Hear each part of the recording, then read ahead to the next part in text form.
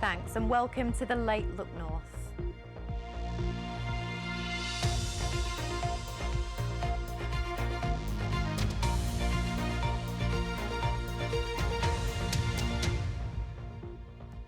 Good evening, thanks for joining us. A teenager accused of murdering 15-year-old Alfie Lewis in Leeds has given evidence in court today. He says he was carrying a knife because he was scared of the victim. Alfie was stabbed in Horsforth in November and died in hospital. We can't name the 15-year-old who's on trial because of his age. He told jurors he had only wanted to scare Alfie and not to inflict any pain. Corinne Wheatley was in court today. Today, the 15-year-old defendant, who was 14 at the time of the stabbing, told Leeds Crown Court he was sorry but insisted he had not intended to kill Alfie Lewis or to hurt him. He said on the 7th of November last year he'd only carried a knife to scare Alfie away, not to inflict any pain. He told the jury he'd previously been in a fight in which Alfie had become involved in, and that some months later on Halloween, Alfie had tried to take some fireworks from him, chased him and threatened him, "When I catch you, I'm going to kill you." He said on the 7th of November he wore a pair of joggers underneath his trousers and hid a knife he'd taken from the kitchen drawer at home in the waistband. The defendant says he froze when he saw Alfie that afternoon. He said he pulled the knife from his waistband because Alfie was speed walking towards him and said he wanted to scare him away. The defendant said he'd swung the knife aimlessly through the air, but that at the time he didn't realise that it had made contact with Alfie. "I just did it to keep him from getting any closer," he said. "I thought he was going to grab my jacket, pull out a knife from his trousers and start stabbing me." Later, during cross-examination from the prosecution, the barrister Craig Castle asked him what else was it going to do if not cause harm. "I thought it was going to scare him and keep him away," the defendant said. The prosecution said, "He was telling you to chill out." "No, he didn't say it once." The prosecution again, "He was saying, 'What are you doing?' wasn't he?" "No, at the time I didn't hear him say that." Well, the defendant, who can't be named because of his age, denies a charge of murder. The trial continues. Corinne Wheatley reporting there. Now, South Yorkshire Fire and Rescue has issued a warning for e-bike users to check their batteries following a house fire in Sheffield. Firefighters were called to Eccleshall Road yesterday morning. They've said the fire was caused by the failure of a lithium battery in an e-bike, which was on charge alongside 6 others in the living room. 5 people managed to evacuate, but 3 were taken to hospital after jumping out of a window on the first floor. Homeless people in Bradford have told us they're worried they'll have nowhere to go when the arches underneath a railway station are blocked off. This area near Bradford Forster Square station is regularly used by homeless people, but Network Rail says it wants to put up decorative panels and lighting which would block their access. Bradford Council say their team visit those arches on a daily basis and they're committed to making sure everyone sleeping rough has a safe place to stay.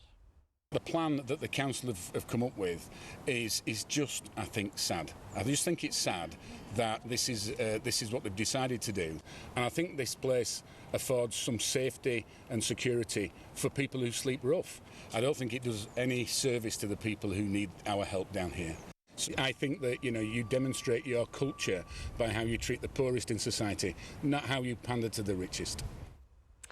Next, the 3 dads walking are in Leeds today as they complete their latest challenge to raise awareness of suicide in young people.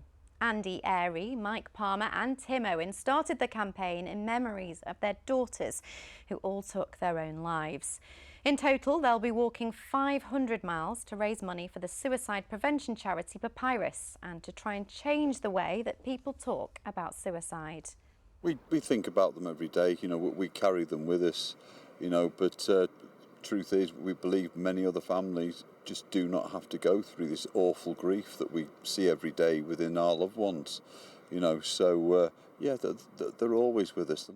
We've been joined by tens of bereaved parents just today, and to hear their stories of their loved ones, it's not just 1 or 2 people. These are lots of people and lots of people affected, and the stories are all just so tragic. And as Mike said, suicide is the biggest killer of under 35s in the UK.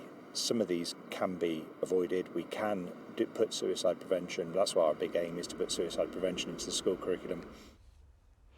Well, if you or someone you know has been affected by the issues raised there, you can contact the BBC Action Line. It's bbc.co.uk/action line for details of organisations that offer advice and support. A memorial service has been held today remembering a railway police constable who served at York Station during World War II.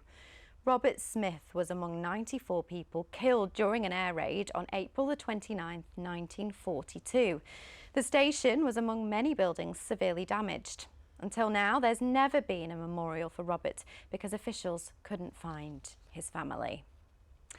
Right then, hopefully we can dust off the barbecues because I think there might be some sunshine ahead. Taste of summer tomorrow. Enjoy it while it lasts because Wednesday looks fairly cloudy.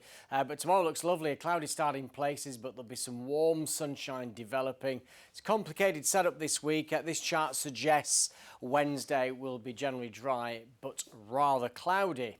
Now, at the moment out there, it is pretty cloudy, especially in the west, and we continue to see patchy rain just inching up from the south. But basically, that clears away northwards by the end of the night. We'll see lowest temperatures around 9 degrees. So, yes, a bit of cloud, the odd spot of rain across North and West Yorkshire first thing. South Yorkshire off to a lovely start. That sunshine spreading northwards quite quickly through the morning, and apart from the odd isolated shower in the afternoon, it looks dry with some sunshine. Look at these temperatures, not bad for the end of April.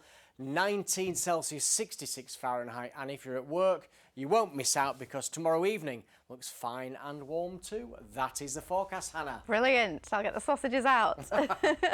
All right, that's all we've got time for this evening. Claire will be back with you bright and early in the morning. Have a very good night. Thanks for watching.